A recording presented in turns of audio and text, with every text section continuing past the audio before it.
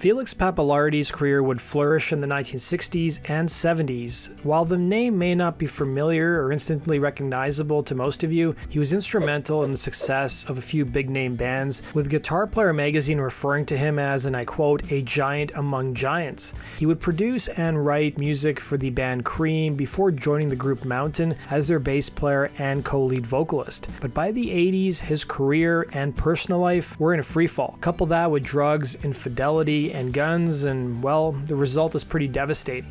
Not just that, but what happened to his killer is pretty shocking, and that's what we're going to explore in today's video. Before we get started with today's story, I want to let you guys know that this was a subscriber request, so if you have story ideas, then use the link in the description box below, and let me know your thoughts on today's story. Born in 1939 in the Bronx to a father who was a doctor, Felix Pappalardi would study piano and violin, and soon enough, he could virtually pick up and play any instrument. He would eventually move to Ann Arbor to study music at the University of Michigan, and despite being a good student, he dropped out of school and hit the road playing with bands before joining the folk scene in New York City, and it was there that he met his wife, who was also a musician and poet named Gail Collins. By the 60s, Pappalardi soon started working as a songwriter before producing albums for the likes of Joan Baez and the Youngbloods. Then in 1967, he began working with the supergroup Cream, the British blues band featuring Eric Clapton, Jack Bruce, and Ginger Baker. The band at the time was working on their second record, Disraeli Gears.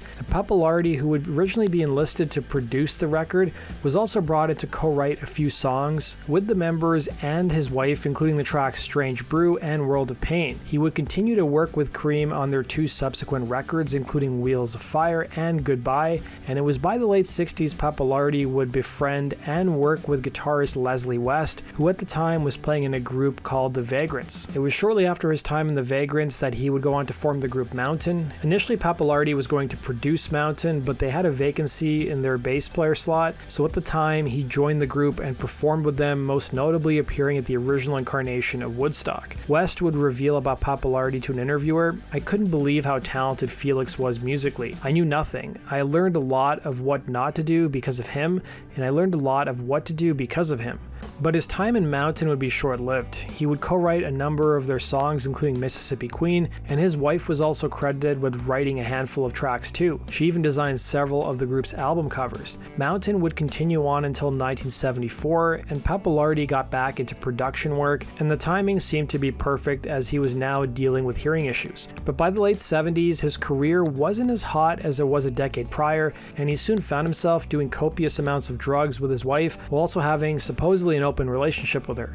Mountain drummer Corky Lang would talk to Classic Rock magazine in 2021 and talked about Felix and Gail's relationship, remembering when Mountain started out, Felix and Gail were a brilliant, creative team, but Gail got in big trouble with drugs. Gradually, people in the business who knew them knew she was a witch. She was very talented, very smart, but evil. Gail claimed she loved Felix, but they were always fighting. Felix was not a big guy, and Gail would beat the shit out of him. Other times, they'd get high and shoot at the walls in their house. West would add in the same interview, "One night they were sitting in the living room, they heard a continuous buzzing noise coming from inside the walls. Felix was probably so high, so he started shooting at the walls from his chair. Turns out the contractors on the house had stuffed hornets' nests between the walls after Gail refused to pay a bill, so Felix was trying to shoot hornets." It was in 1982 Felix had fallen in love with a singer named Valerie Marians, who was 27 at the time, and that casual relationship would soon turn into something more serious. Gail found out about the relationship and, according to the New York Daily News, called her in-laws in December of '82, telling them that her marriage was effectively on the brink of collapsing. Corky Lang would tell Classic Rock magazine, "In the fall of 1982, Felix wanted to reform Mountain, and he tried to get me to go along with having Gail in the band. There was no way it was going to happen. Then he fell in love with Valerie Marians, the daughter of a friend, Ron Marians, who owned a club in Woodstock. 4 months later, Felix and Gail's relationship would be over, but only one of them would be alive. On April 17, 1983, after spending a night at Marian's, Pappalardi returned to his swanky New York City apartment that he shared with Gail. His mistress would speak to the New York Post, telling them that the pair were looking at getting married, moving together into their own place, and possibly someday moving to Australia. Gail had enough and an argument would ensue, and she would shoot Pappalardi in the neck at around 6 in the morning. Gail placed an urgent phone call to the hospital. Oh no, wait, she didn't call the hospital. She instead called her lawyer, who advised her to call 911. When the police arrived, they searched the apartment, finding the couple's shredded marriage certificate in the garbage. Gail's defense was that the shooting was accidental, telling police that her husband had given her a gun weeks before the shooting took place, and he was simply showing her how to use the firearm. As for the shredded marriage certificate, Gail claimed she accidentally tore it up when cleaning the apartment since it was with an old stack of papers. But those who knew Gail contended the excuse didn't make any sense, saying that she had been packing the gun for years and even brandished it and pointed it at some people. In addition to that, the couple's neighbors had told the police they heard an argument right before that fatal gunshot.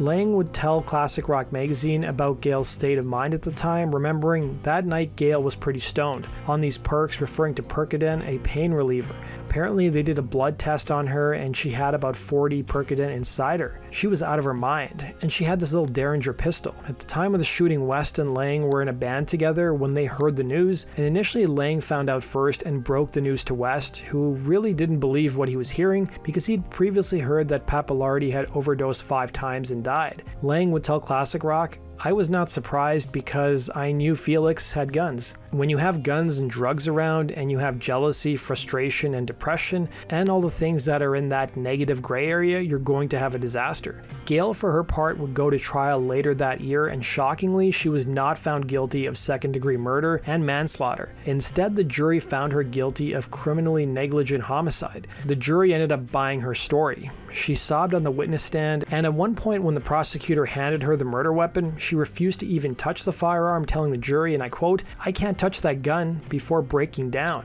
It was that moment that was said to have swayed the jury. The judge in the trial was furious with the verdict, telling the jury, and I quote, "She called her attorney instead of calling for help. She was concerned with her own well-being," he would say. Gail would be sentenced to the maximum, which was 4 years in prison, but she would only serve 2 years. It was after her release from prison in 1985 she supposedly stuck around New York City, running a midnight boat tour around Manhattan Island. It's not really known what happened to her in the subsequent years, but in 2013 she was once again in the news.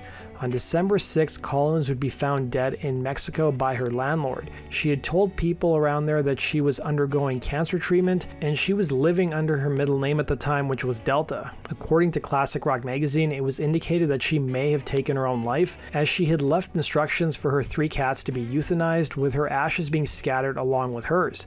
Leslie West would describe the shooting as a life lesson for rock stars, telling Classic Rock, "Buy your wife a diamond ring, some flowers, a push-up bra, don't buy her a gun." That does it for today's video, guys. Thanks for watching. As always, let me know your thoughts on today's story, and if you have suggestions for topics you'd like to see us cover, then use the link in the description box below, and we'll see you again in Rock and Roll Stories.